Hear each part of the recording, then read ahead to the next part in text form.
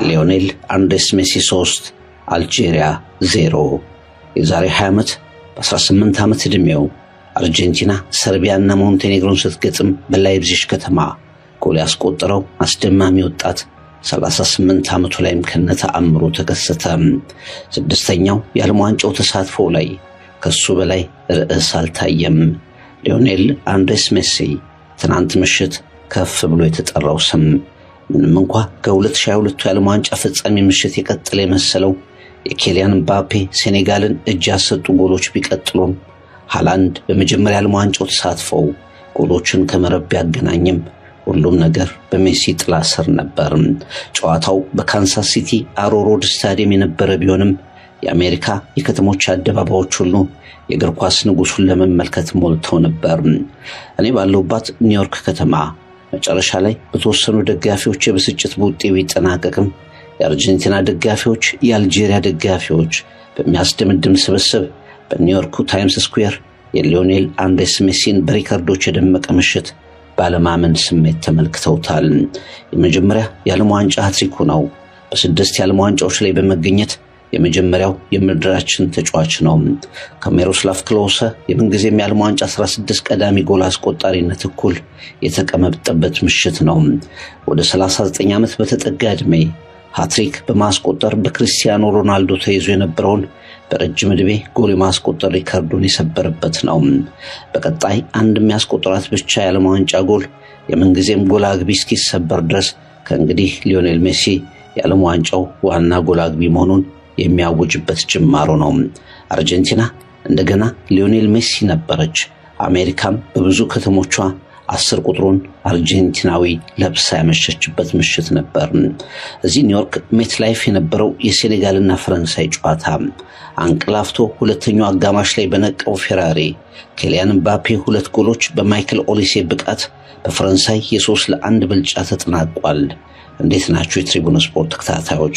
መዳረሻዬን ከተለያዩ ከተሞች አድርጌ የ23ኛውን የዓለም ዋንጫ የአሜሪካ ትዝብቴን እንዳስተላልፍ ያደርገኝን የሁሉም ኢትዮጵያን ባንክ አቢሲኒያ ባንክን እያመሰገንኩ ወደ ትናንት የዓለም ዋንጫ ዳሰሳዬ አለፍኩ። አብረን እንቆይ። Flying forward, Leo Messi! He transcends time! Deflection high from range, big deflection! Got it home! It's 2 for Messi! Back to Messi! Messi! His first World Cup hat-trick!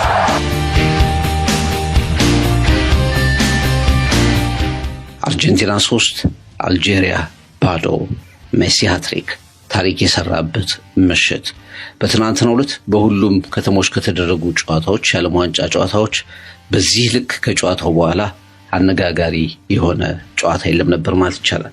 ምክንያቱ ደግሞ ሊዮኔል አንድሬስ ሜሲ ጁን 2006 በላይፕዚግ ከተማ አርጀንቲና ሰርቢያና ሞንቴኔግሮን በገጠመችበት ጨዋታ የተመለከትነው ያ ታዳጊ ወጣት በ18 ዓመት ዕድሜው ጎል ያስቆጠረው ኮከብ ከ6 የዓለም ዋንጫዎች በኋላ ከ20 ዓመታት በኋላ ከነተአምሩ የተመለከትንበት ጨዋታ ነበር ማለት ይቻላል።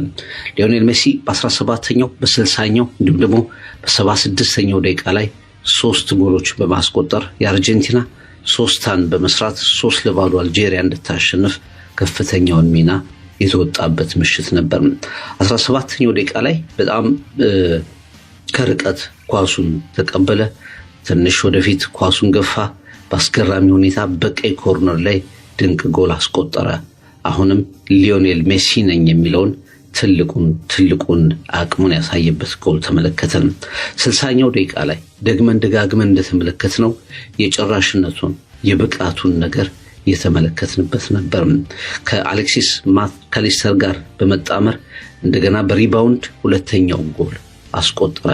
76ኛው ደቂቃ ላይ እንደገና እንደዚሁ በአልጄሪያ የግብ ክልል ላይ በግራ እግሩ ወደ ግራ ኮርነር አካባቢ ዝቅ አድርጎ በመስራት የመጀመሪያ የዓለም ዋንጫ ሃትሪኩን ሰራ።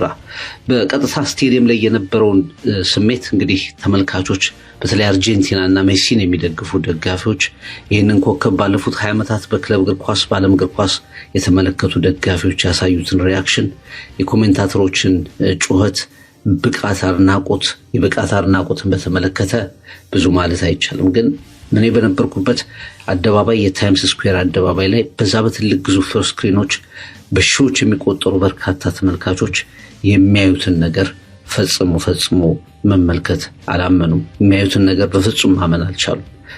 ኢቭን የአርጀንቲና ደጋፊዎች ብቻ ሳይሆኑ ሜሲን የሚወዱ የአልጄሪያ ደጋፊዎች እዛው አደባባዩ ላይ የነበሩ ደጋፊዎች ሳይቀሩ በሚያስገርም የስሜት ምላሽ የተመለከቱት ጨዋታ ነበር ማለት ይቻላል። የመጀመሪያ ዓለም ዋንጫ ሃትሪኩ ነው። ሜሲ የመጀመሪያ ሃትሪኩን መስራቱ ነው። 16 የዓለም ዋንጫዎች ላይ ደርሷል። ያ የማይሰበር የሚመስለው የሚሮስላቭ ክሎስ የምንጊዜም ጎል አግቢነት ሪከርድ አደጋ ውስጥ ገብቷል። እንግዲህ ጀርመን ሳውዲ አረቢያ ላይ 8 ጎሎችን ባስቆጠረችበት አጋጣሚ ነው ሚሮስላቭ ክሎስ ብዙ ርቀቶችን መስራት ችሎ የነበረው። ሊዮኔል ሜሲ በ6ቱ የዓለም ዋንጫዎች ላይ እንግዲህ ወደ ሚሮስላቭ ክሎስ የማይደረስበት የሚመስል ከፍታ ላይ መድረሱን ያረጋገጠበት ምሽት ነበር። 38 ዓመት ከ357 ቀናት በረጅም ዕድሜ ወይም ደግሞ በአንጋፋ ዕድሜ ጎል በማስቆጠር ሪከርዱን ይዞት የነበረው ሃትሪክ ሰርቶ የነበረው ክርስቲያኖ ሮናልዶ እንደሆነ እናስታውሳለን። አሁን ያንን ሪከርድ ከክርስቲያኖ ሮናልዶ የነጠቀበት ነበር ማለት ይቻላል። በእርግጠኝነት ሊዮኔል ሜሲ ካሁን በኋላ ያው ጎሎች ማስቆጠሩ አይቀርም። በዚህ ምክንያት እንግዲህ የምንጊዜም የዓለም ዋንጫው ኮከብ ጎል አግቢ ከረጅም ጊዜ በኋላ ሚሮስላቭ ክሎስ የሚለውን ስም ትተን ወደ አርጀንቲናው ሊዮኔል ሜሲ እንመለሳለን። ወይም ደግሞ ይሄ ስም ለረጅም ዘመናት በዚህ በዓለም ዋንጫ የሚጠቀስ ስም ሆኖ ይቀጥላል ማለት ነውና ትናንት ለአርጀንቲና ብቻ ሳይሆን ለእግር ኳስ አፍቃሪያን ሜሲን ለተመለከቱ በሜሲ ውጤት ማጣት ለተብሰለሰሉ በኋላ 2022 ላይ ሁሉንም ነገር ደምድሟል ብለው አምነው ለነበሩ ሰዎች አያላለቀም ገና የብዙ ነገር መጀመሪያ ሊሆን ይችላል የሚል መልእክት ያስተላለፈበት ነበር። አርጀንቲና ሮድሪጎ ደ ፖል፣ ኤንዞ ፈርናንዴዝ፣ አሌክሲስ ማካሊስተር ያሉበት የአማካይ ክፍል ለአልጄሪያውያን በጣም ከባድ ሆኖ ነበር። ከዛ ውጪ ክሪስቲያኖ ሮሜሮ፣ ሌሃንድሮ ማርቲኔዝ ያሉበት የተከላካይ መስመር አሁንም ጠንካራ የተከላካይ መስመር እንደሆነ መረዳት ይቻላል። ሜሲ እድሎችን ፈጥሯል። ለላውታሮ ማርቲኔዝ በመጀመሪያው አጋማሽ ላይ እንደዚሁ ጥሩ ኳስ አቀብሎ ተመልክተናል። በጣም የተነቃቀ እግር ኳስ ስሜት ላይ ነበር። በአርጀንቲና ብሔራዊ ቡድን ከመጀመሪያው እንቅስቃሴ ጀምሮ በምቾት ላይ ያለ ብሔራዊ ቡድን ይመስል ነበርና ትናንት ሁሉንም ነገር ሊዮኔል ሜሲ ትኩረቱን ይሳበው እንጂ በእርግጥ የሊዮኔል ሜሲ ብቃት ሁሉንም ነገር ያስረሳ እንጂ አርጀንቲና በቀላሉ የዓለም ሻምፒዮንነቷን ማስረከብ የማትችል መሆኗን የሚሰጥ ጥብቅ የሆነ የቡድን ዲሲፕሊን ያሳየችበት ነበር ማለት ይቻላል። የአልጄሪያ ያው ወጣ ገባ የሚል ፐርፎርማንስ የሚያሳይ ነው። በአፍሪካ ዋንጫ ያን ያህል ጠንካራ አልነበሩም። በዓለም ዋንጫ ግን ሲመጡ ብዙ ጊዜ ጠንከር ብለው እናያቸዋለን። ትናንት ፋሪስ ቻቢ አንድ ጎል በኦፍሳይድ ምክንያት ተሽሮበታል። ከዛ ውጭ ግን አንድም ሲንግል ሾት ኢላማውን የጠበቀ ሲንግል ሾት ማስቆጠር ሳይችሉ ቀርተዋል። በሜሲ ብቃት ፈራርሶ ወጣ። ሜሲን መቆጣጠር ያልቻለ አደገኛ እንቅስቃሴዎችን ማንበብ ያልቻለ የመከላከልም የማጥቃትም እንቅስቃሴ ነው የተመለከትነው። የካንሳስ ሲቲ ስታዲየም ትናንት በቀጥታ የአሜሪካ ቴሌቪዥን ጣቢያዎችም ሲያስተላልፉ ነበር። ስታዲየሙ በአርጀንቲና ነጭና ብሉ ሰማያዊ ቀለም በለበሱ ደጋፊዎች ተጥለቅልቆ ነበር።